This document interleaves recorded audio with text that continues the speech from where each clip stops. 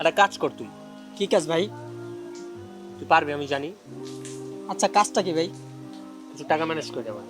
টাকা? আবার আপনি চাচ্ছেন বড় ভাই? টাকা আমি চাইতে পারি না? আমার কি সমস্যা হইতে পারে না? সমস্যা এসব কট কেস মেস এটি তো আর বইলে আসে না, ঠিক না?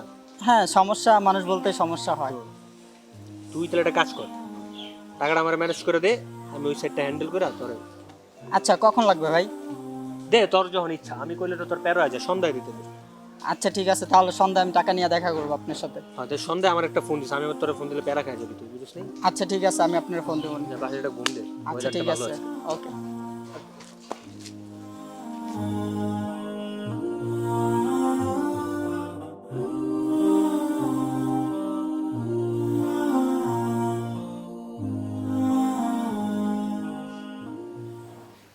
হ্যাঁ শোনো, আমি এদিকটা মোটামুটি ম্যানেজ দিয়ে ফেলছি, গাড়ির টিকিটও কেটে ফেলছি। আমরা কালকে রওনা দেবো। হ্যাঁ, সকাল সকাল রওনা দিব, কোনো সমস্যা নেই, তুমি টেনশন করো না। আর পাগল, আমি তোমাকে কি বলছি, তোমার হাত আমি কখনো ছাড়বো না। তুমি টেনশন করো না, সব ঠিক হয়ে যাবে। আর আমি আছি তো তোমার পাশে। ঠিক আছে, আল্লাহ হাফিজ, টেনশন করো না তুমি। ভাইয়া, আপুরি নিয়ে কালকে বলাই যাবে না? তোমাদের সব কথা আমি শুনছি, কালকে রাত্রে কথা বলছো, আমি তাও শুনছি।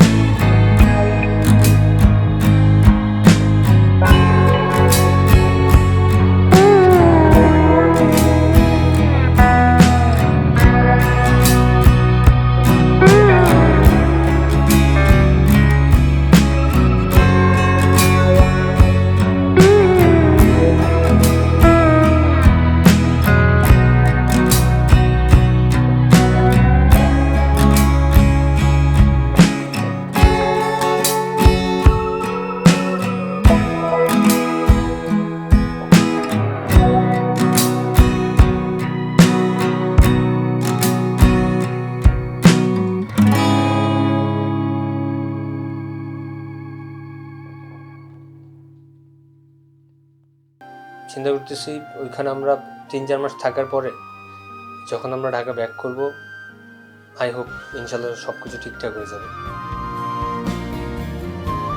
তুমি যদি এখন এরকম টেনশন করো, আমি মেন্টাল সাপোর্টটা পাবো কোন জায়গা থেকে বলো?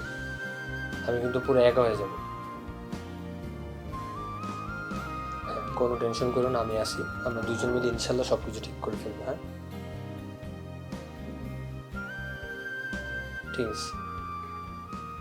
হ্যাঁ ওকে, টেক কেয়ার, বাই।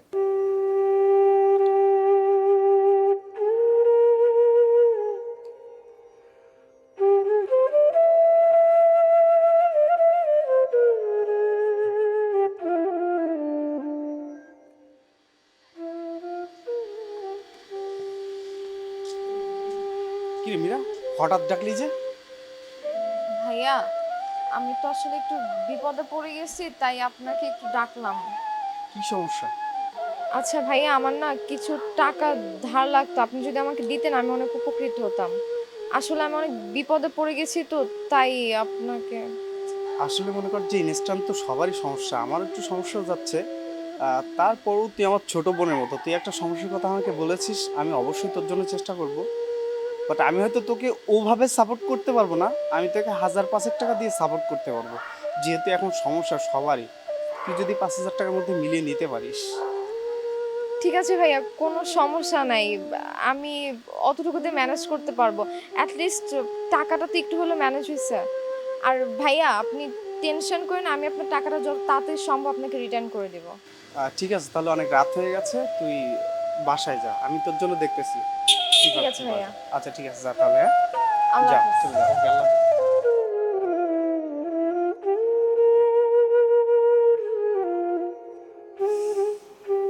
ভাই, তোমরা তো কালকে চলে যাবে না?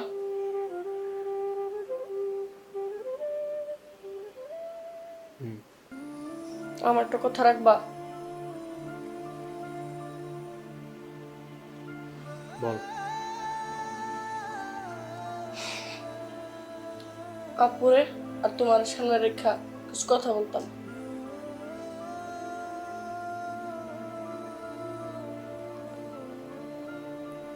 তুই কি কোনো বেজার লাগাবি? না ভাই, কোনো বাজার লাগাবো না। আব্বুরে কিছু বলছস? আব্বুরও কিছু বলিনি।